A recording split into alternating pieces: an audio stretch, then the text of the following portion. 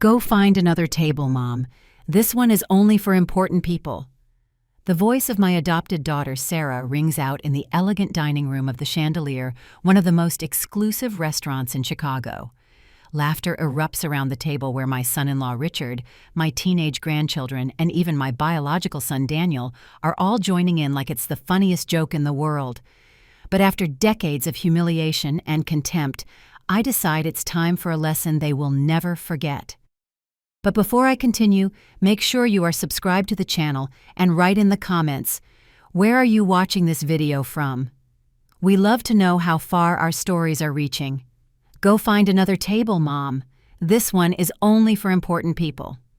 Those words slice through the elegant air of the Chandelier, one of the most exclusive restaurants in Chicago, and they come from the mouth of my own adopted daughter, Vivian. The silence that follows is quick, soon replaced by laughter around the table, where my son-in-law Robert, my teenage grandchildren Luke and Marina, and even my biological son Mark are. They all join in as if it's the funniest joke in the world. I stand there leaning on my cane, my face burning with humiliation as other customers turn to look. The crystal chandeliers cast a golden light on the white tablecloths and gleaming silverware, but I feel a coldness spread through my chest like liquid ice. My name is Rebecca. I'm 67 years old, and I adopted Vivian exactly 30 years ago when she was only 8.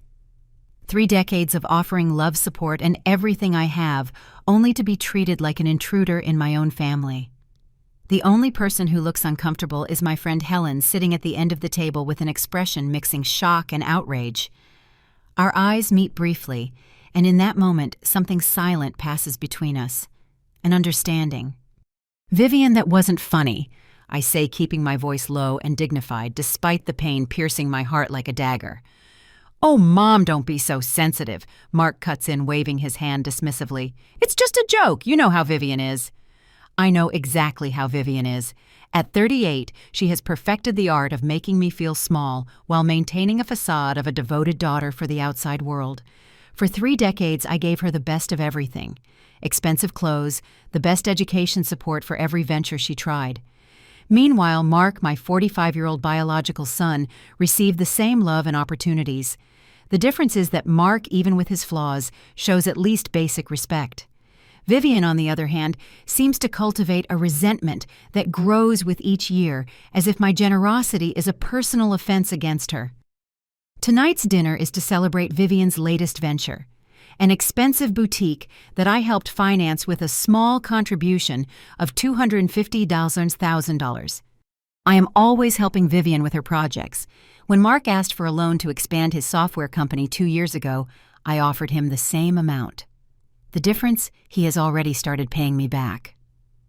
The evening drags on with conversation flowing around me as if I'm not there. Vivian boasts about her new collection of imported clothing. Luke talks about his golf lessons. Robert discusses his promotion at the bank. When I try to mention the watercolor exhibition I opened last week, a dream I pursued after my retirement as a university professor, Marina cuts me off. That's nice, Grandma. Robert, tell us more about that trip to New York.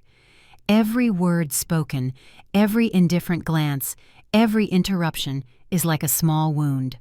By the time dessert arrives, I have completely withdrawn the familiar feeling of invisibility settling like a heavy cloak on my shoulders. I feel like an inconvenient relic, tolerated only because I can still be financially useful. It is then that the waiter approaches with the check, placing the leather folder directly in front of me. "What is this?" I ask, confused. Vivian's laugh sounds artificial and cruel. "Oh, didn't we mention it? You're paying tonight. After all, that's what grandmothers do, right? Spoil the family." Spoil. The word comes out almost choked. "I already paid $250,000 for your new store 2 weeks ago." "And now you can pay for our celebration dinner," Mark finishes. "It's not like you need the money with that huge house all to yourself, the comfortable retirement." My hands tremble as I open the folder. The total blurs my vision. $4,780. They had ordered the most expensive wines, multiple appetizers, the most exclusive dishes. Luke had ordered 2 desserts just because he could. "I'm not paying this," I say, closing the folder. Vivian's smile vanishes instantly. Of course you are. You always pay. It's what mothers do.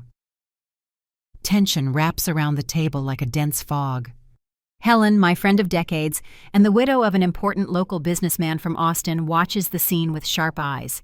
Despite her 72 years, she still has an imposing presence with her impeccably styled silver hair and upright posture.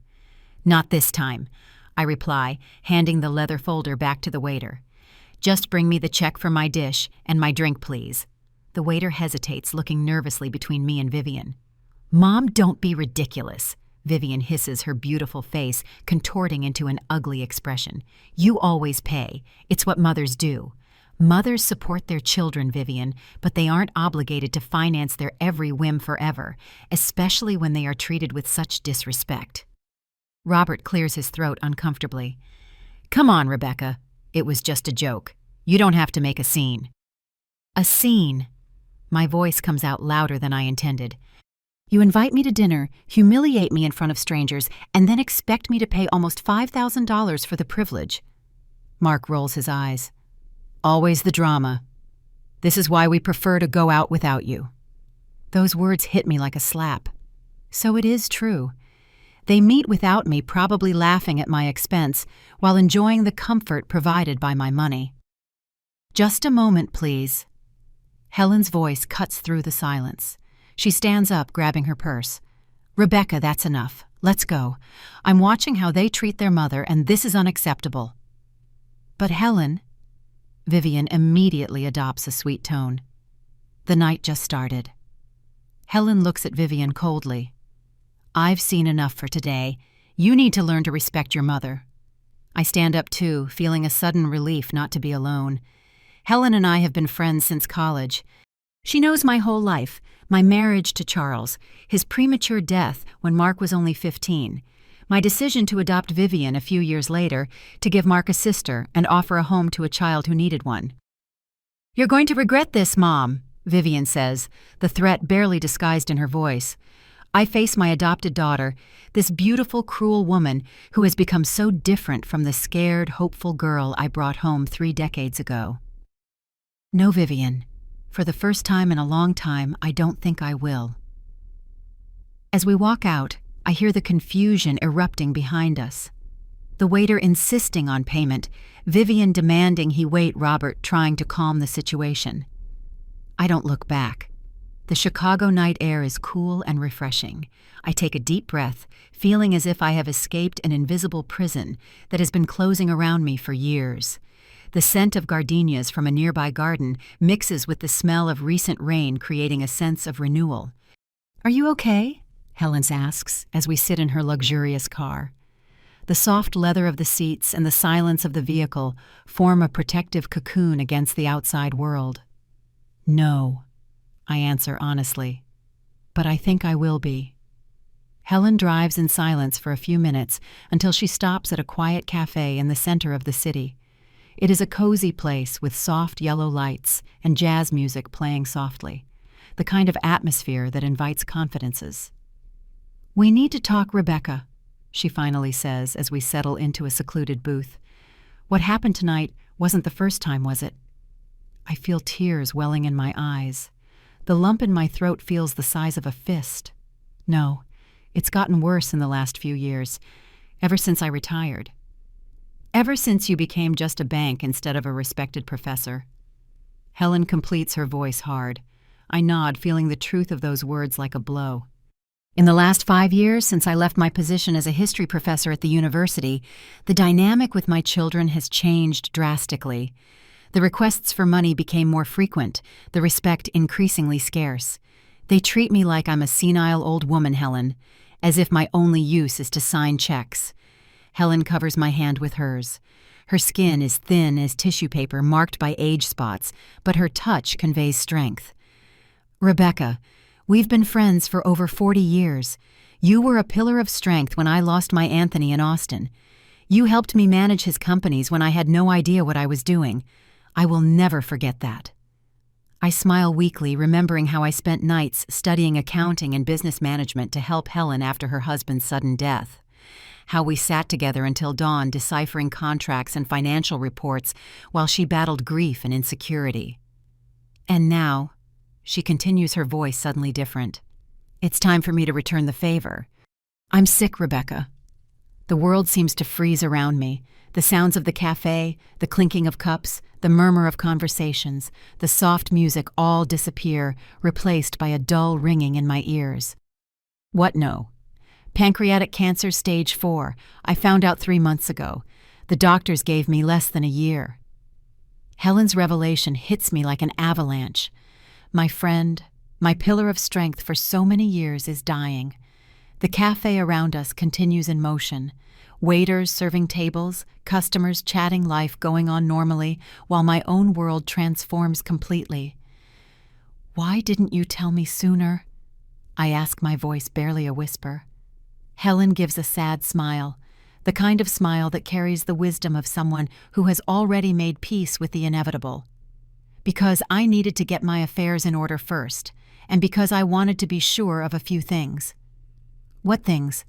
About how your children treat you, about how you've been living. She takes a sip of her tea, her eyes never leaving mine. I've been watching from afar for years, seeing how Vivian and Mark gradually changed. How they went from loving children to adults who seem to see you only as a means to an end. I can't deny her words. The transformation had been slow, almost imperceptible, like water eroding a stone over decades. Small disrespects that grew, calls that became less frequent unless they needed something. Impatient looks when I talked about my own interests. It's not that bad. I try to defend more out of habit than conviction. Isn't it? Helen raises a silver eyebrow. Rebecca, you were just publicly humiliated by your own daughter. They expected you to pay almost $5,000 for a dinner where you were treated like an intruder. That is financial and emotional abuse. Her words hit me with the weight of the truth I had been avoiding. For years, I justified their behavior. Mark was stressed with work. Vivian had insecurities from being adopted. They just didn't realize how their words affected me. What do you want me to do? I ask, suddenly feeling very old and tired. They are my children. And you love them, I know. Helen leans forward, her eyes intense. But love doesn't mean letting them abuse you. Sometimes love means setting boundaries, and sometimes it means consequences. She opens her expensive, soft leather handbag and takes out a heavy envelope, placing it on the table between us. The paper is thick, probably from a fine stationer, sealed with the logo of a renowned law firm. What is this? My will. Helen answers simply. And a proposal. I look at her confused. Helen smiles a smile, mixing sadness and determination. Rebecca, when Anthony died in Austin, you taught me to be strong. You showed me how to manage his companies, how not to let the male executives look down on me. You helped me transform a prosperous business into an empire. It is true. What started as a medium-sized import company under Anthony's direction had become, under Helen's leadership, one of the largest business conglomerates in Central Texas, with holdings in logistics, technology, and retail. The companies are worth almost $2 billion now, Helen continues, and I have no children to leave them to. I swallow hard, beginning to understand where she is going. The cafe seems to have shrunk around us, as if the rest of the world has disappeared.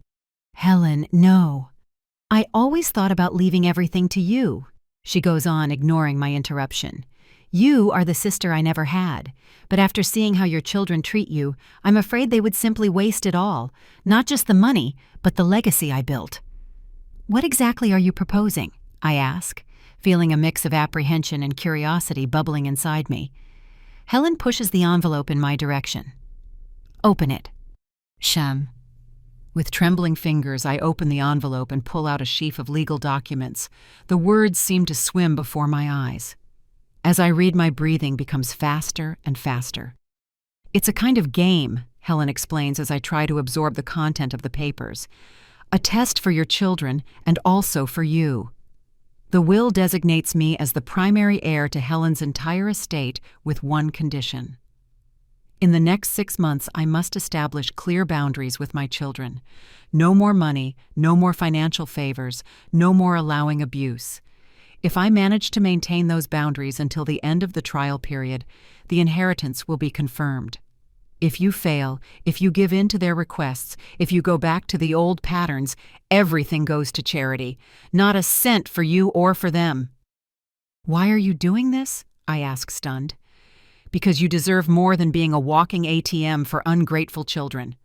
Because I want my money to go to someone who will value it and use it wisely.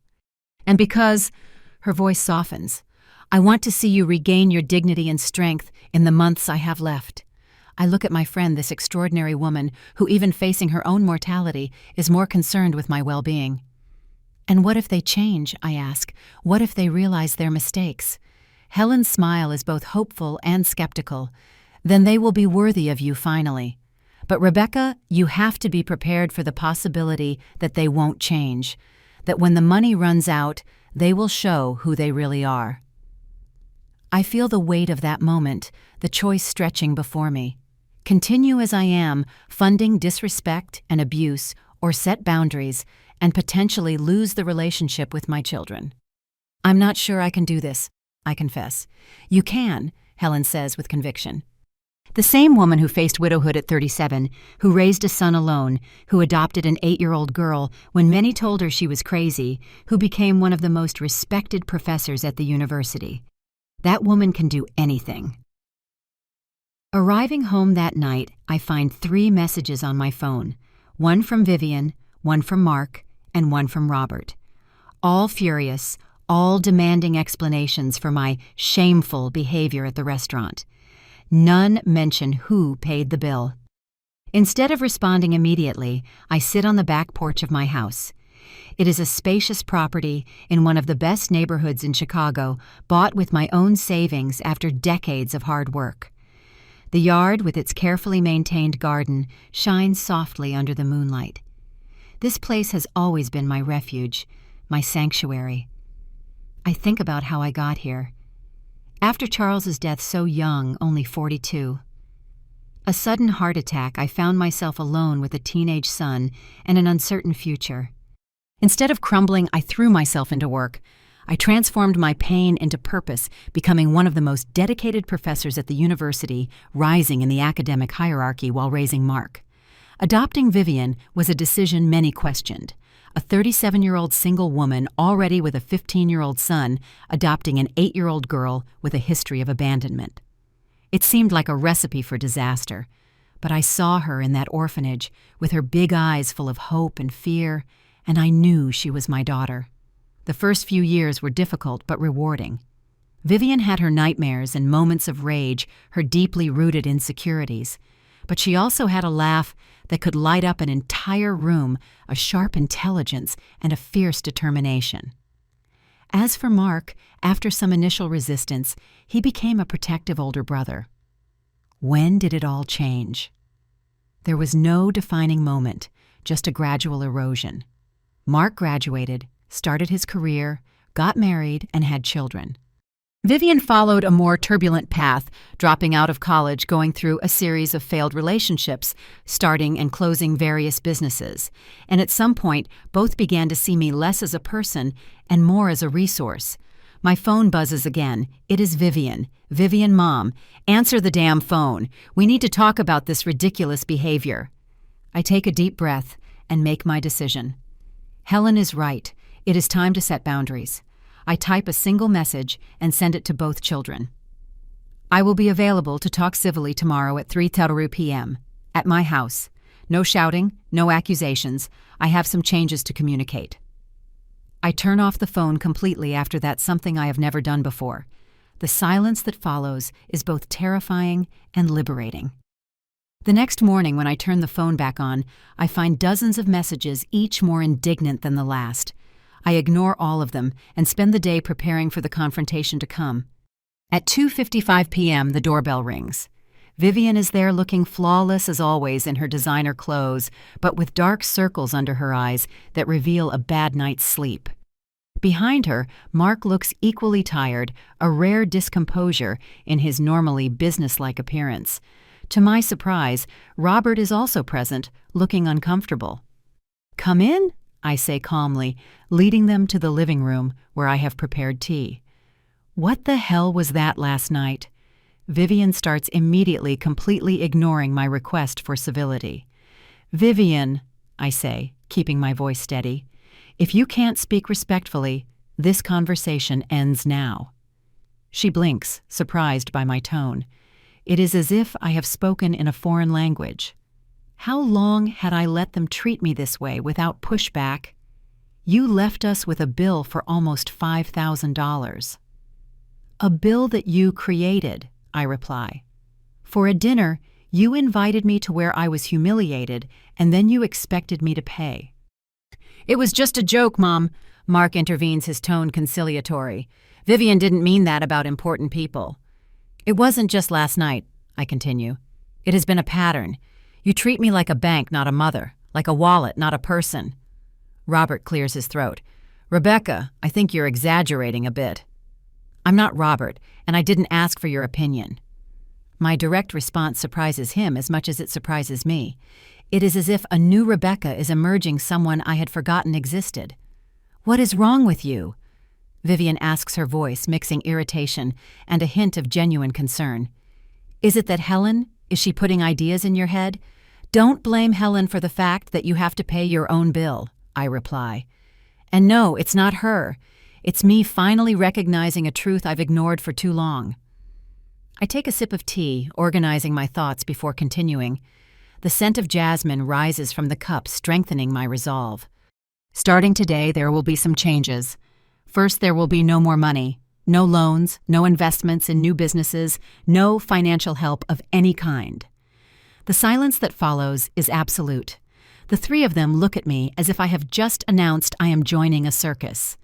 Vivian's expression wavers between disbelief and outrage, while Mark seems to be trying to process if I am serious or not. "You can't be serious," Mark finally says. "I am completely serious. You are adults. Mark 45, Vivian 38, Robert 42. It's time for you to live within your own financial means." Vivian jumps up her chair, scraping on the wooden floor with a sharp squeal. "This is absurd. I just opened the boutique. I need working capital. You promised you would help me." "I already gave you $250,000, I remind her. "Use it wisely." "Mom." Mark tries with his most reasonable tone, the one he uses to close deals. "I understand you're upset about last night, but this is an overreaction. Families help each other." "Yes, they do. I agree. But not unilaterally. When was the last time any of you helped me? When was the last time you asked how I was really? When did you visit me without asking for something in return?" Their faces reveal the truth. A long time ago. The silence that follows my words is dense and uncomfortable. Vivian crosses her arms, her eyes shining with a mixture of anger and panic. Mark runs a hand through his graying hair at the temples, a gesture he inherited from his father.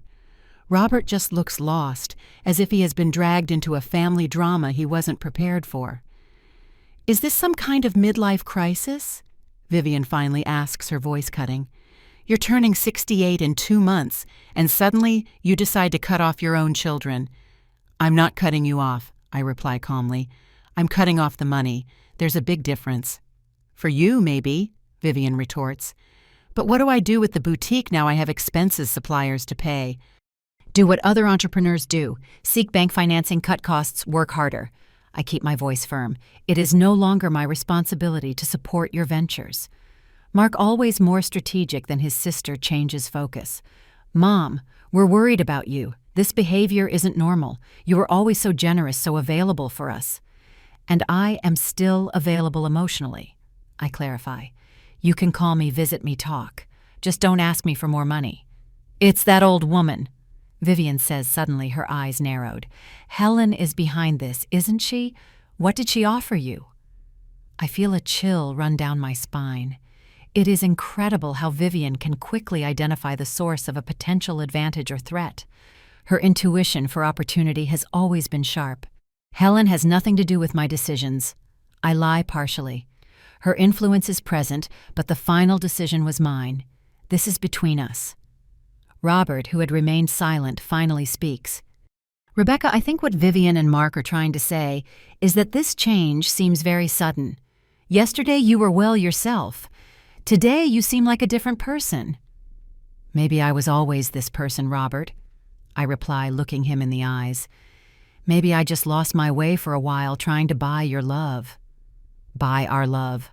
Mark seems genuinely offended. "That's unfair, Mom." "Is it?" I lean forward. "When was the last time any of you came to visit me without asking for something in return? When was the last time you called just to see how I was? When did you attend one of my watercolor exhibitions? When did you offer to help with anything?" None of them answer. They don't need to. We all know the answer. "This is the deal," I continue after a few moments. "I am here as your mother. I want to have a relationship with you with my grandchildren, but the financial tap is closed. Completely." Vivian stands up abruptly, her chair scraping on the wooden floor with a sharp squeal. "You are going to regret this. When you need us, and you will need us, you're getting older. We'll see if your pride is worth it." "It's not pride, Vivian, it's self-respect." She grabs her designer bag and marches to the door. "Let's go, Robert. We have nothing more to discuss here." Robert hesitates, looking torn. For a brief moment, I think I see something like respect in his eyes before he follows his wife. Mark remains seated watching me with an expression I can't decipher. The room is now immersed in a disturbing silence, broken only by the ticking of the old pendulum clock that belonged to my parents. "Do you also think I'm wrong?" I ask after the front door closes behind Vivian and Robert. My son sighs deeply. "I don't know what to think, Mom. This is unexpected." "Life sometimes is." He stands up slowly. "I need to process all this. Vivian is going to be furious for weeks." "Probably." I agree. At the door, he stops and turns. "Are you okay? Really?" It is the first genuine question about my well-being he has asked in months, maybe years. I feel a small pang of hope, fragile as a shoot in arid soil. "I'm finding my way," I answer honestly. After Mark leaves, I sit alone in the silent room, trembling slightly. I did it. I set clear boundaries. I refuse to be used again. The feeling is both terrifying and liberating. My phone rings. It is Helen. "How did it go?" she asks without preamble. "As well as could be expected," I reply. "Vivian stormed out. Mark is confused. I think I lost my children today." "Or maybe," Helen says softly, "you gave them the chance to become the people they always should have been." The following weeks are a strange kind of quiet. No calls from Vivian, no messages except for a brief text from Mark asking if I had come to my senses. I don't reply. Instead, I use the time to rediscover myself. I dedicate more time to my watercolors, visit old friends I had neglected, join a book club at the local library, and I spend time with Helen, whose days are visibly numbered now. Her face has become thinner, her body more fragile, but her eyes maintain that fierce intensity. Then at the beginning of the 4th week after our confrontation, I receive an unexpected call. It is Marina's school, my 15-year-old granddaughter. "Mrs. Rebecca Marina is here in the nurse's office. She fainted during gym class and asked us to call you instead of her parents." I find Marina sitting in a chair in the school nurse's office, looking small and vulnerable in her wrinkled uniform. Her pale face lights up slightly when she sees me. "Grandma," she says, her voice low. I sit beside her, taking her hands in mine. They are cold and trembling. "What happened, dear?" The nurse approaches. "She fainted during gym class. Her pressure is low, and she admitted she hasn't been eating well." "Not eating." I look at my granddaughter, noticing now the thinness of her face, the dark circles under her eyes. How had I not noticed before? "Can we talk in private?" Marina asks, looking nervously at the nurse. The professional nods understandingly. "I'll leave you alone for a few minutes." When the door closes, Marina breaks down in silent tears. "Everything is a mess, Grandma. Everything." I put my arm around her shoulders. "She seems to have lost weight since I last saw her. Tell me what's happening." "Mom and Dad are fighting all the time," she explains between sobs. "Ever since that night at the restaurant, it's just yelling. The store isn't doing well. Mom says it's your fault for not giving more money. Dad says she needs to wake up and learn to manage a business properly." My heart tightens. "I'm so sorry you're going through this." Marina wipes her tears with her uniform sleeve. There's not much food in the house now. Mom is putting all the money into the store. She said we have to save, that we're in survival mode because of what you did. Guilt hits me like a wave. Are my boundaries affecting my innocent grandchildren? Then I realize it is not my boundaries causing this, but Vivian's response to them. She is choosing to prioritize her failing business over the well-being of her own children. Did you eat today? I ask. She shakes her head. We're going to solve this right now. I stand up determined. First, we're going to get some lunch. Then I'm going to talk to the nurse, and I'm taking you home with me today. Marina's eyes widen. Mom is going to be furious. Let me handle your mother. After a substantial lunch at a nearby restaurant, where Marina devours a full plate as if she hasn't eaten like that in days, I call Vivian. She answers on the fourth ring, her voice instantly defensive. What do you want now? Marina is with me, I inform her calmly. She fainted at school today from lack of adequate nutrition. Silence on the other end. Then, what are you implying? I'm not implying anything, Vivian. I am stating a fact. Marina will stay with me tonight. Tomorrow we would like you and Robert to come over for dinner to talk. I don't need your sermons on parenting, Vivian hisses. This isn't about you or me, I reply firmly. It's about Marina and Luke. If you really care about your children, you will be here tomorrow at 7 p.m.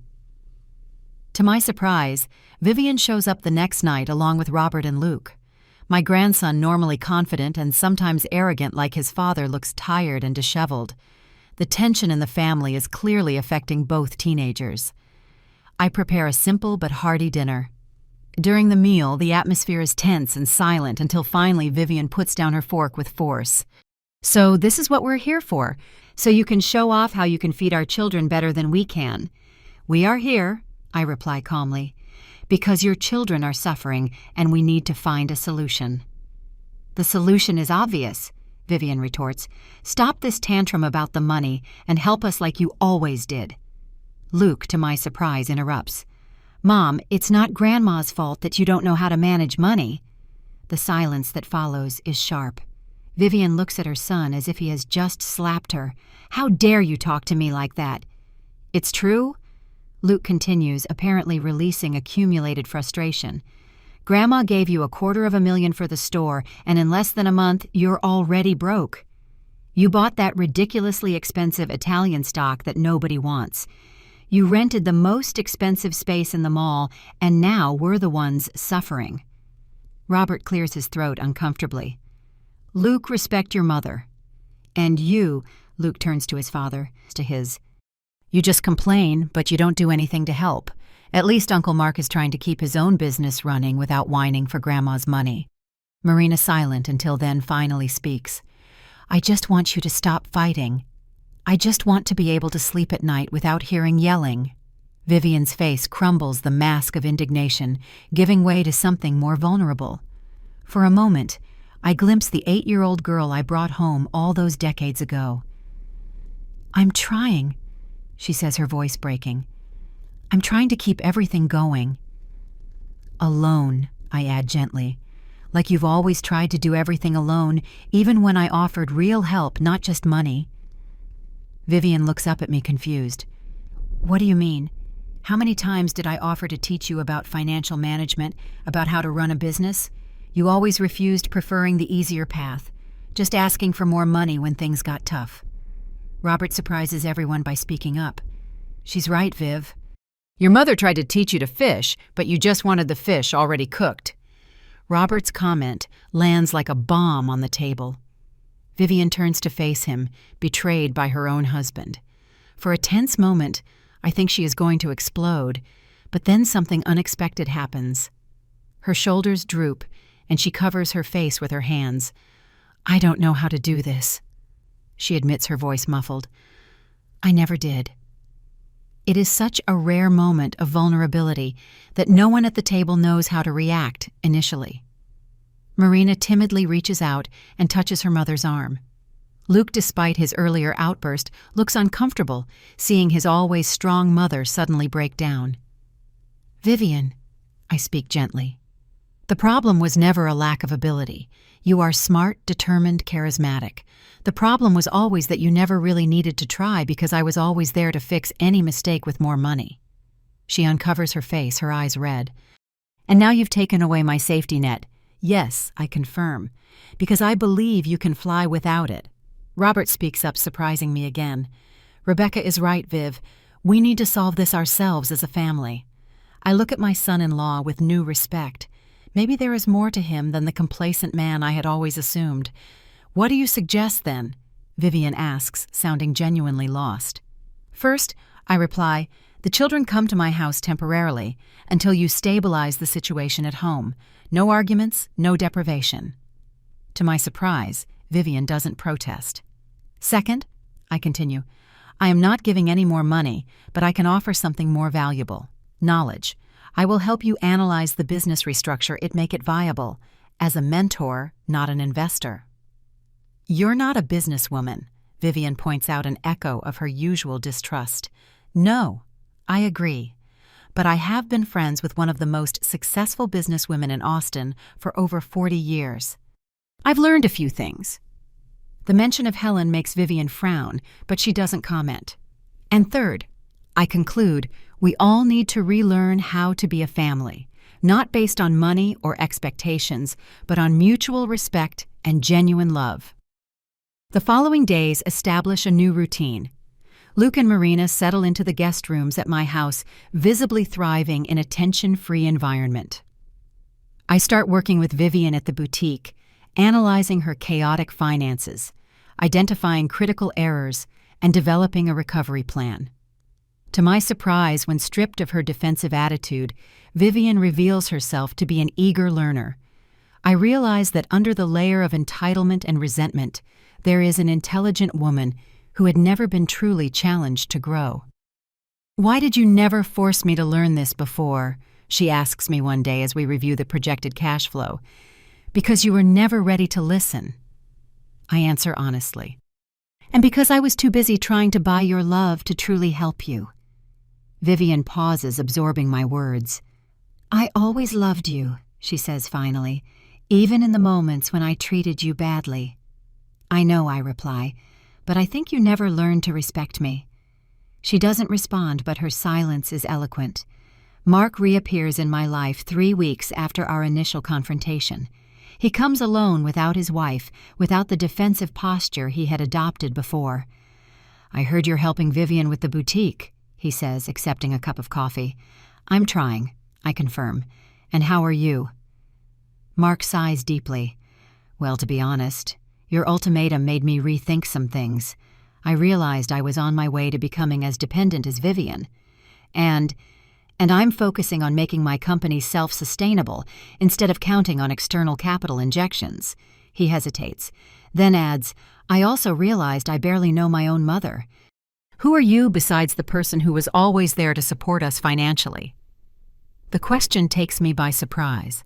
I am many things, Mark. A professor, an artist, a friend.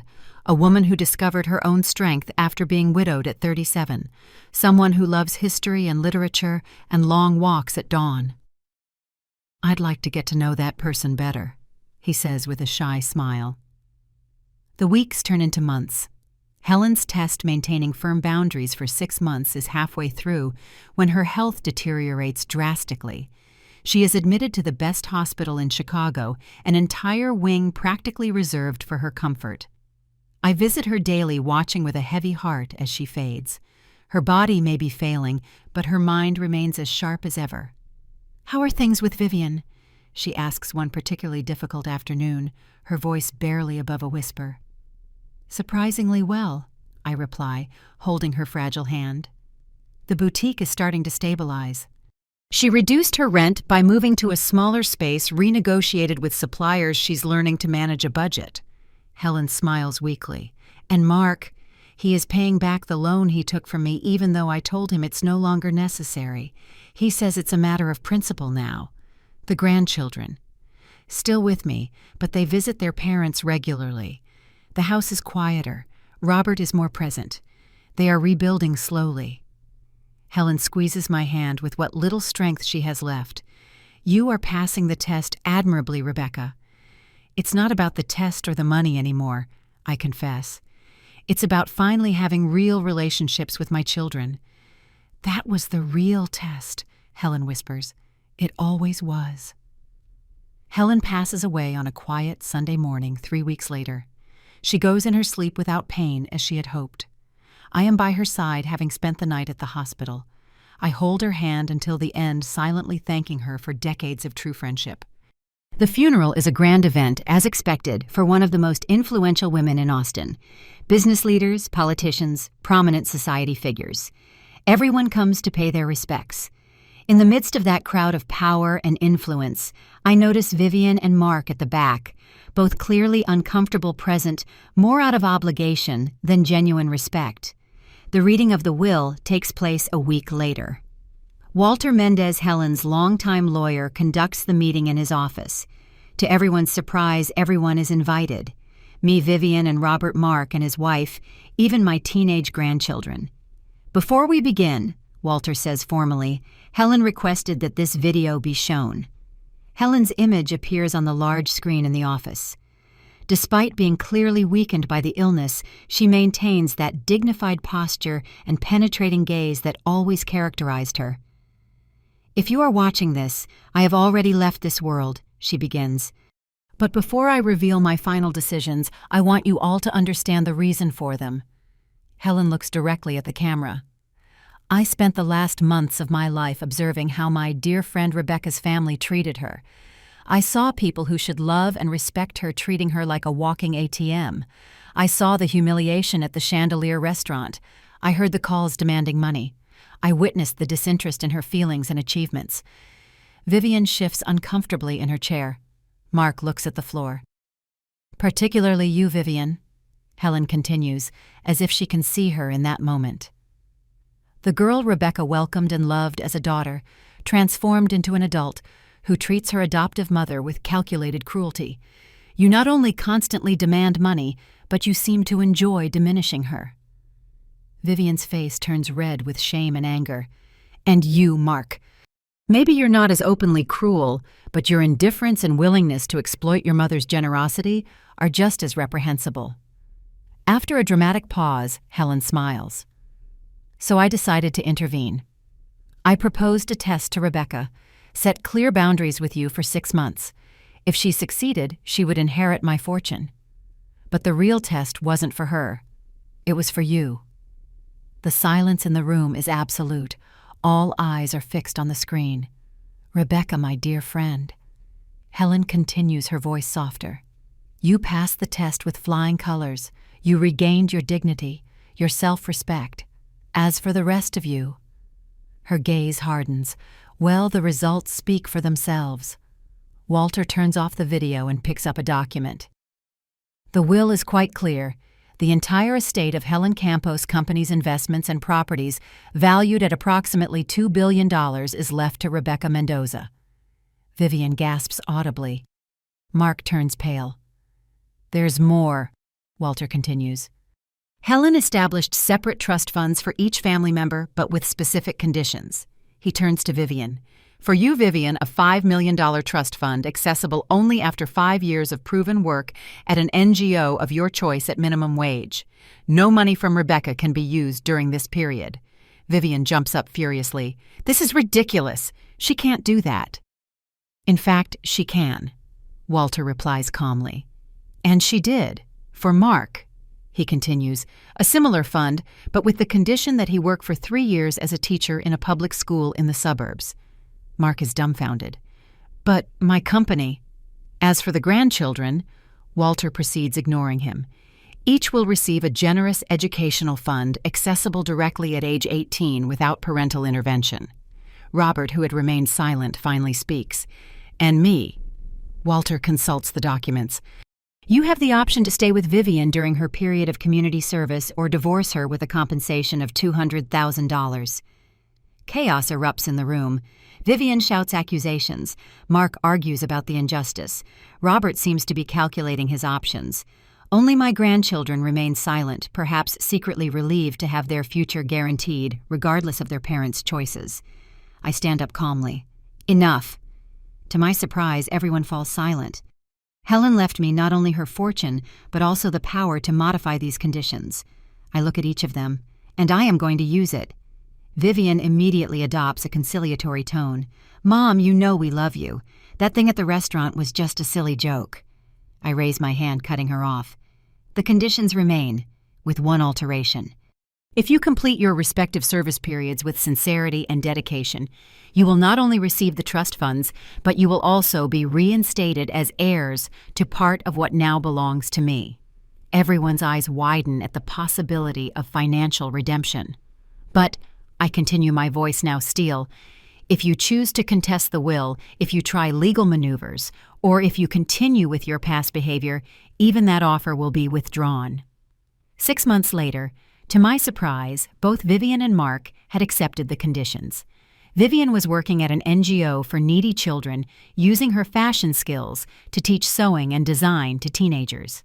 Mark was teaching math and computer science at a public school, discovering a talent for education he never knew he had. Robert had opted for divorce, choosing the money over a marriage that was already deteriorated.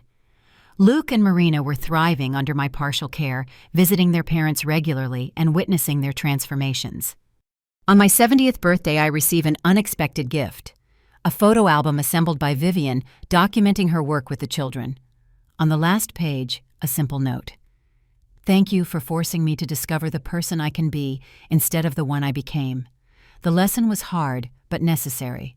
I'm beginning to understand the value of what you and Helen did. With love and newfound respect, Vivian." Looking out the window at the sunset over my garden, I silently raise a glass in honor of my late friend. "Well played, Helen," I whisper. "Well played." Maybe I think as I close Vivian's album, the real revenge is not destruction, but transformation. Helen understood that perfectly. By using her fortune, not just as a reward, but as a tool for change, she had given us all a second chance. Not to pretend the past didn't exist, but to build a better future from its hard lessons. Sometimes the truest love isn't in giving everything someone asks for, but in having the courage to say no when necessary. It took losing almost everything and gaining $2 billion for me to learn that lesson. But in the end, I gained something much more valuable, a family that was finally learning the meaning of respect and true love. Now, if you like this story, click on this next video that is appearing on the screen, because in it, there is a story of betrayal and revolt like you've never seen before.